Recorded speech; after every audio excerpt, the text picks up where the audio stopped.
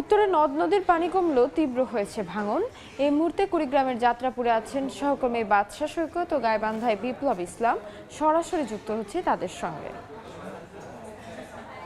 কুড়িগ্রামে আবারও নদ নদীর পানি বৃদ্ধি পাওয়ায় যে ভাঙন সেটি কিন্তু তীব্র আকার ধারণ করেছে। এই মুহূর্তে আমি যে জায়গাটিতে রয়েছে এটি কুড়িগ্রামের যাত্রাপুরের যে বানিয়াপাড়া, এখানে যে 1 কিলোমিটার ব্যাপী ভাঙন চলছিল সেই এলাকাটিতে আবারও ভাঙন কিন্তু তীব্র হয়ে উঠেছে এবং আমরা দেখেছি যে এরই মধ্যে এই এলাকা থেকে গত 2 দিনে 3 থেকে 4টি বাড়ি সরিয়ে নেওয়া হয়েছে এবং আরও অসংখ্য বাড়ি নদীর কিনারে পড়ে আছে, যে বাড়িগুলো আসলে ভাঙনের হুমকিতে রয়েছে। সেখানকার মানুষজন গাছপালা সরিয়ে নিচ্ছে এবং এই অবস্থা কিন্তু কুড়িগ্রামের যে প্রধান 4টি নদ নদী ব্রহ্মপুত্র, ধরলা, তিস্তা এবং দুধকুমার, সেই 4টি নদ নদীর অববাহিকার প্রায় 36টি পয়েন্টে কিন্তু এই ভাঙন অব্যাহত রয়েছে এবং এই ভাঙনের ফলে কিন্তু এই গত 1 সপ্তাহে প্রায় 20টিরও বাড়ি বিলীন হয়েছে।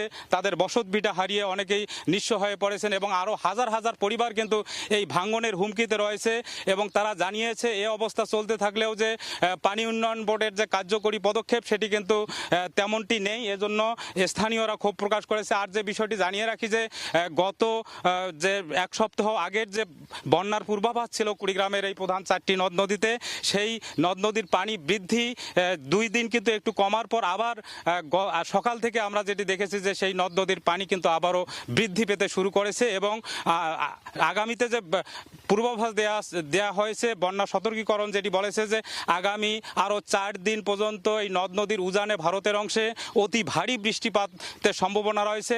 এছাড়াও আমরা যেটি দেখিয়েছি স্থানীয়ভাবে যে বৃষ্টিপাতের সম্ভাবনা রয়েছে, যদি উজানে যদি ভারী বৃষ্টিপাত হয় এবং স্থানীয়ভাবে যদি আরও বৃষ্টিপাত হয় তাহলে কিন্তু এই নদ নদীগুলোতে আরও কিন্তু পানি বৃদ্ধি পাবে এবং যে এখানকার যে নদ নদীর অববাহিকার চরাঞ্চল এবং অববাহিকার যে এলাকাগুলো রয়েছে সেগুলো প্লাবিত হয়ে পড়বে। এরকম একটা পরিস্থিতি এই কুড়িগ্রামের যে নদ নদী, সেই নদ নদীর পারে দেখা যাচ্ছে এবং এই পরিস্থিতি যদি আরও পানি বৃদ্ধি অব্যাহত থাকে তাহলে বন্যা পরিস্থিতির সৃষ্টি হবে। এই ছিল কুড়িগ্রামের নদ নদী এবং ভাঙন পরিস্থিতির সর্বশেষ। এই মুহূর্তে আমরা চলে যাব গাইবান্ধায়, সেখানে রয়েছেন আমাদের সহকর্মী বিপ্লব ইসলাম। তিস্তা এবং করতোয়া নদীর পানি কিন্তু আমরা দেখছি যে আজও কমেছে, তবে ধারাবাহিক যে পানি বৃদ্ধি সপ্তাহের অধিক সময় ধরে ধীর গতিতে হলেও কিন্তু আজকে আমরা দেখছি যে ব্রহ্মপুত্র এবং ঘাঘট নদীর যে পানি সেটি কিন্তু আজকেও বৃদ্ধি পেয়েছে। পানি উন্নয়ন বোর্ডের সর্বশেষ তথ্য অনুযায়ী যদি বলি যে 12 ঘন্টার ব্যবধানে কিন্তু ব্রহ্মপুত্র নদীর পানি আজকেও 9 সেন্টিমিটার এবং ঘাঘট নদীর যে পানি এটিও কিন্তু আজকে 8 সেন্টিমিটার বৃদ্ধি পেয়েছে। যদিও বিপদসীমার প্রায় 100 সেন্টিমিটারের নিচে কিন্তু এখনও ব্রহ্মপুত্র এবং ঘাঘট নদীর পানি রয়েছে, তবে প্রতিনিয়ত এই নদী দুটির পানি কিন্তু বৃদ্ধি পাচ্ছে। আর যদি বলি যে আমি আছি এখন একটু দেখানোর চেষ্টা করছি যে গাইবান্ধার সুন্দরগঞ্জ উপজেলার ব্রহ্মপুত্র এবং তিস্তা নদীর যে একখানে মিলিত হয়েছে, এটি বাবুর বাজার এলাকা। এই এলাকায় কিন্তু প্রায় 1 সপ্তাহের অধিক সময় ধরে এভাবেই নদী ভাঙছে। প্রায় 2 কিলোমিটার অংশ কিন্তু হুমকির মুখে পড়েছে, 1.5 কিলোমিটার অংশে প্রতিনিয়ত ভাঙছে।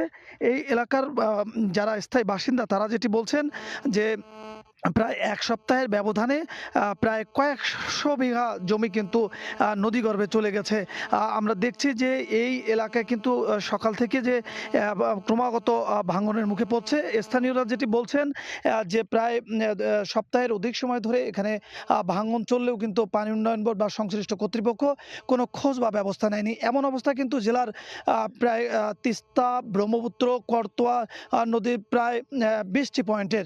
তো এই সকল এলাকায় কিন্তু প্রতিনিয়ত ভাঙছে, প্রতিনিয়ত ভাঙন কবলিত মানুষের সংখ্যা বাড়ছে।